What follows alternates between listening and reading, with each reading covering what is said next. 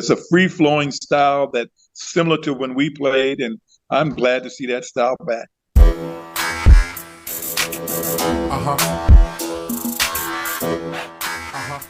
Welcome to another episode of the Nick Ferg Show, and I'm delighted to have 8-time NBA All-Star and Hall of Famer Alex English joining us today. Mr. English, thank you for joining us. Hey, it's my pleasure. I want to start with a player that a lot of people have questions about, and that's Michael Porter Jr. As a guy who was a prolific scorer yourself, we know MPJ can score, but there needs to be more from him. When you look at his game, how can he take his game to the next level? Well, I think first you have to understand that, he's got a lot of other scorers around him, and he's probably one of the younger players, and he probably tends to kind of give in to watching, not watching, but letting the others have the honor. But when there's an opportunity, he's got to take advantage of it. And he's got I've seen him in moments during the series where he looked great. And then there are times when he disappears a little bit. But then you've got to understand that he's got a lot of quality scorers around him. So you take it with a grain of salt that he's not there all the time. But, I think he's gotten a lot more consistent since last year. Now, how does he change things from a defensive standpoint? Because we know Coach Malone, that's something that he definitely pushes across, the fact of playing defense. Is there something Coach Malone can do, or is it just all about the player himself and just wanting to just show that type of defensive effort night in and night out? Well, I think that Coach Malone has given him the confidence by just letting him know, you're just as much a part of this team as the other guys. And he shows that he's got faith in him by leading him out there and letting him take shots that he knows that he can make. Defensively, I think that he's probably got a few things that he's got to brush up on. But, they're a pretty solid team. And I like Michael Porter Jr. I think that he's got to be more consistent, and that takes time. And you still have to look at the teammates that he's got around him as well, and the strong personalities. Now, you mentioned Coach Malone, and living here in Denver, we've heard Coach Malone say publicly and call his team soft. And there's not too many people in the media here who like that. When you first heard of Coach Malone referring to his players at times during the season when they were not at their best and referring to them as soft, what was the first thing that came to your mind? My first thing that came to mind is that he's trying to get them going. He's trying to tell them you can't be a strong quality team by not being a strong defender on every play. And, that's probably one of the coach's ploy to get his team going. And, he's got a reason for that. If he sees that they're being soft, he's got to call them out on it. And he does.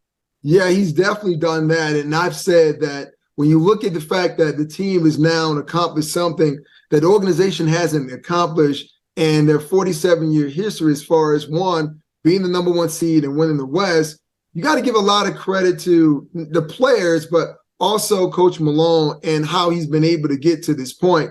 And, you play for a guy by the name of Doug Moe. When you start to look at some of the things that you learned as a player under Doug Moe, and you look how Coach Malone has moved this team forward, what are some of the same similarities, if you will, that you see in either of these coaches in their approach? Well, just what you said a minute ago, him calling them soft. Doug Moe used to call us soft all the time. But, and that's to get you pissed off and say, hey, let me get myself going and get this team going. And, that's one of the similarities that I see in them. I listen to Coach Malone, and he's positive with his team. He's always trying to push them. He's always trying to coach them and letting them know how important defense is and how important that you do what you need to do out on the court. And it takes every single one of you. If one person can't do it alone. Michael Jordan didn't win championships alone. It's going to take all five of you and everybody on the bench participating in this win that we've got to get here. The Nuggets were able to sweep the Los Angeles Lakers. And like you said, this is a team game, and GM Calvin Booth made some moves in the offseason to acquire a couple of guys who I thought, and I still think they've done an amazing job for the Nuggets. You look at KCP and what he's been able to do, and Bruce Brown. How is it important? How important is it for those role players to really live up to those roles and really settle into what they're being asked to do? Well, you hear most people talk about, Jokic and Murray, but it's the others that usually make a championship team. They're going to do their job. It's getting everybody else to participate in baking the cake and making it a great cake. And those guys do that. Contavious Caldwell-Pope and Bruce Brown and even Braun off the bench. Those guys, they participate. They make the Nuggets the team that they are, because any given night, any one of those guys can come in and make a few plays that may send the team over the top. We've seen that in the series. Contavious Caldwell-Pope making jump shots when the team might have been in a lull. Bruce Brown making a jump shot. Those guys, they participate in the game as much as the guys that start the game. They all participate. Now, you mentioned Nikola Jokic, and obviously he is that foundational piece for the Nuggets organization. Yep. And when you look at like free agents, it was always difficult for the Nuggets to acquire free agents because it was either you had to draft a guy or you had to trade for him. Based on what we've seen this year from Nikola Jokic and the Nuggets, do you feel as though it's made the organization now a free agent destination? I would say so. I mean, because you see how they play. It's a freestyle game, and everybody participates. The coach is not getting pissed off because you're shooting shots. Everybody participates, and players want that. Players want to feel comfortable. But you also see that there's a coach that's going to call you out when you're not doing your job. They want that as well. So I think that, yes, it's a free agent destination. A lot of players are going to want to play there, but they all can't. It's going to only be 12 to 15 of them. So, and they've got a few there. If they keep them there, they're going to be around a long time. Well, speaking of a long time, Jamal Murray, it's been a while since we actually see him in playoff form, but now he's returned almost like a phoenix rising from the ashes. And in your opinion, have we seen in this playoffs Jamal Murray go from being a star to a superstar? I think we have. We saw that before the injury. He was getting there. But now that he's back and he's playing like he's playing, we see the superstar in him. And, Nikola Jokic is MVP. He's MVP, but he's got players that he can put the ball in their hands, players that put the ball in his hands that make him, as good as he is. Like I said, it takes more than one person to win a game, to win a championship. And Jamal Murray is a big part of that. I can remember seeing him when he was in high school. I was coaching a game in Brazil, one of those all-world teams, and watching this kid and finding out that he was from Canada, said this player is going to be a great player. And he's turned out to be that and more. He is definitely an exceptional player and a key cog in the world of what the Nuggets want to do moving forward as they try to win the Larry O'Brien Trophy. But I want to get into some X's and O's with you really quickly. There is one particular play that has been really successful throughout this playoffs for the Denver Nuggets, and it's usually that high pick and roll screen with the handback to Jamal Murray. And defenders, for some reason, they keep going under the screen. I mean, for you, when you look at it as a former player, is there a way to stop this particular play? Because it seems to be something they go to all the time, and it's always successful. Well, the reason that it's successful is because of the guy has the ball that's setting the screen. If you go over the screen, you're behind Murray, and he can take the shot at any time. If you go under the screen, he's going to pop back and shoot a three. He's deadly enough, and he's in position to shoot that. If you switch, then you've got a little guy on, the best player in the league. So it's one of those difficult plays to play against. And if you come up with some type of scheme, then you've got a smart enough player in the middle that's going to find the hole in that scheme. Whether if you're sending somebody from the corner to take the guy that's coming off of the screen, then Jokic is going to throw it to the guy in the corner. And they've got such great shooters that you're pretty much dead in the water after that. In your mind, as a former player, of course, for the Denver Nuggets, what would it mean to this organization in the city of Denver if Nicola Jokic, Jamal Murray, and Michael Malone and the Cavs are able to bring back a trophy here to the Mile High City?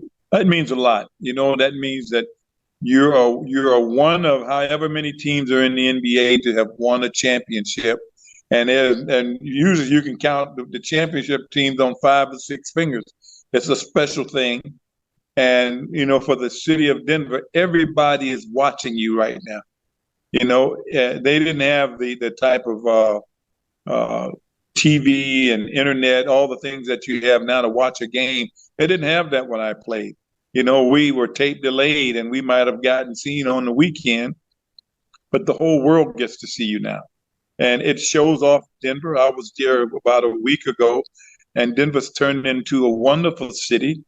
And, so it does a lot for the city. It does a lot for, the area and the team and, for the NBA to see a squad like this out on the floor playing like they play and not playing the type of mechanical ball that we used to see in the past. There's a free-flowing style that's similar to when we played, and I'm glad to see that style back. Usually when we hear of Denver, Colorado, there's one particular organization that comes to mind, and that is the Denver Broncos.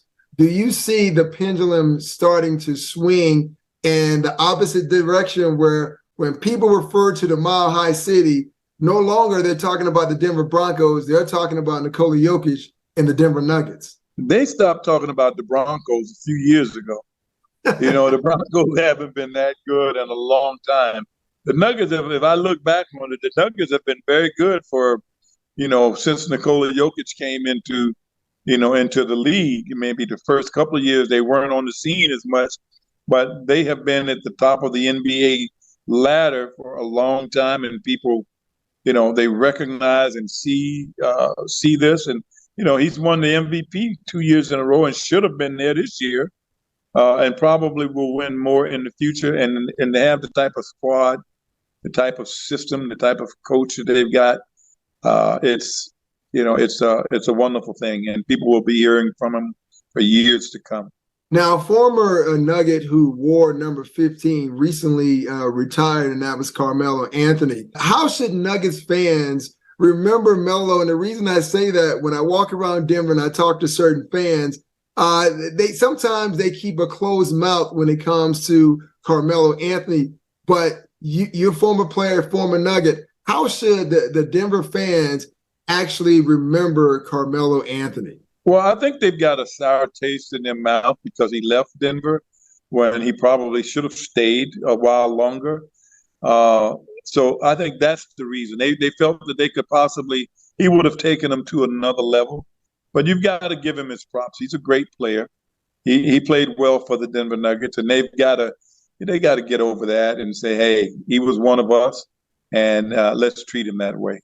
Well, Mr. Alex English, thank you for giving me some time. Ladies and gentlemen, Alex English, you can follow him on social media at Alex English _2. So let's hope that the Denver Nuggets, Coach Malone, and Nicola Jokic, Jamal Murray, and the Cavs can actually bring that trophy back here to Denver, because there's so many people who would love to have that parade for one, but also break that tradition of not having a trophy. So, Mr. English, thank you once again for giving me some of your time. Well, I appreciate it. I believe and know that they're going to do that. And if I can, I would like to mention that I do a celebrity golf tournament in October 30th, for homeless families here in Columbia, South Carolina. And if you want to come and play and participate, it's the Alex English Celebrity Golf Tournament.com. come out and play. And, we've got people like Ralph Sampson, Too Tall Jones, Sterling Sharp, Fat Lever, Johnny Davis, a lot of stars that come out and play. And we're doing something good.